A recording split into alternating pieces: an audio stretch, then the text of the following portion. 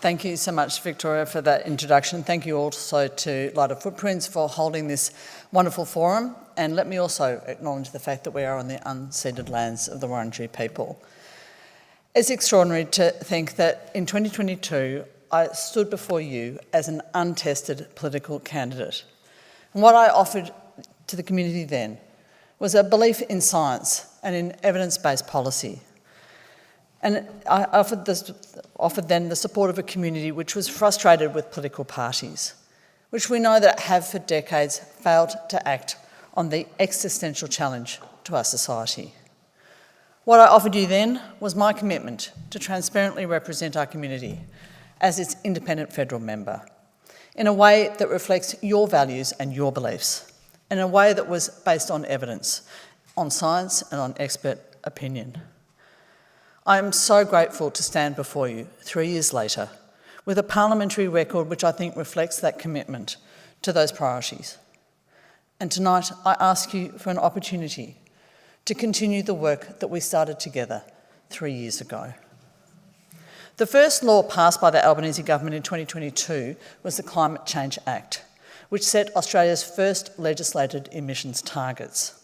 I was successful in proposing an amendment to that legislation, and since that time I have been able to act as this community has wanted me to, in pushing the government to more rapidly advance decarbonisation of our economy, electrification of our communities, protection of our environment and biodiversity, and withdrawal from its active support of and commitment to fossil fuel industries.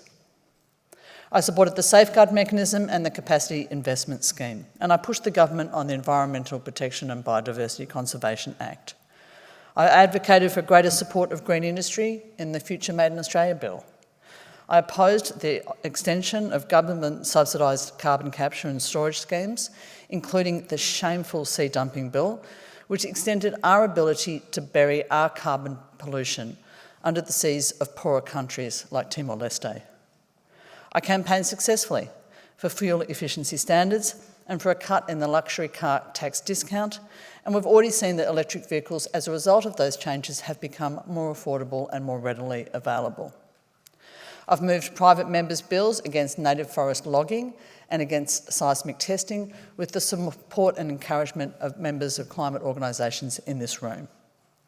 I've worked with affected communities to oppose the government's shameful funding of the Middle Arm gas precinct in the Darwin Harbour and the 3 billion carbon tonne bomb, which represents the fracking of the Beetaloo Basin.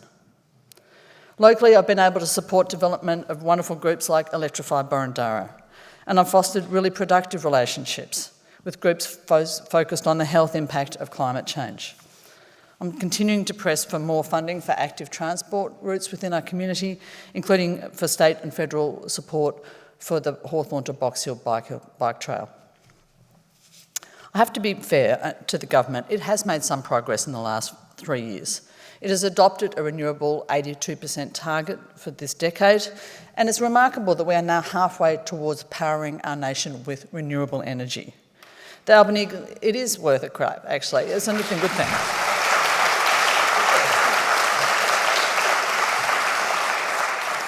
The government has passed vehicle standards and it's legislated to limit industrial pollution.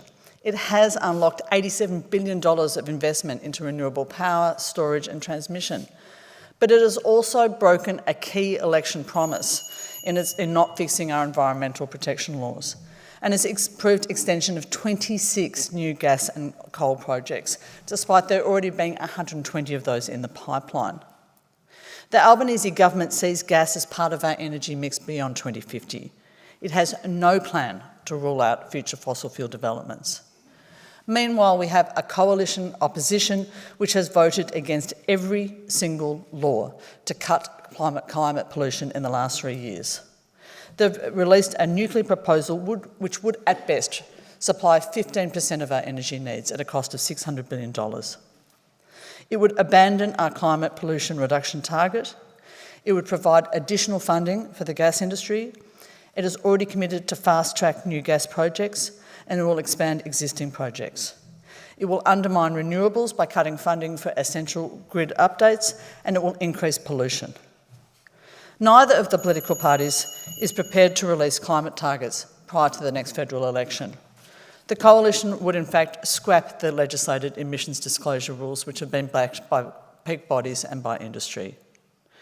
The Greens have more ambitious targets, but they have no ambitions towards being a party of government. And so I'm asking you guys for your support again. These are crucial times. We are at a tipping point.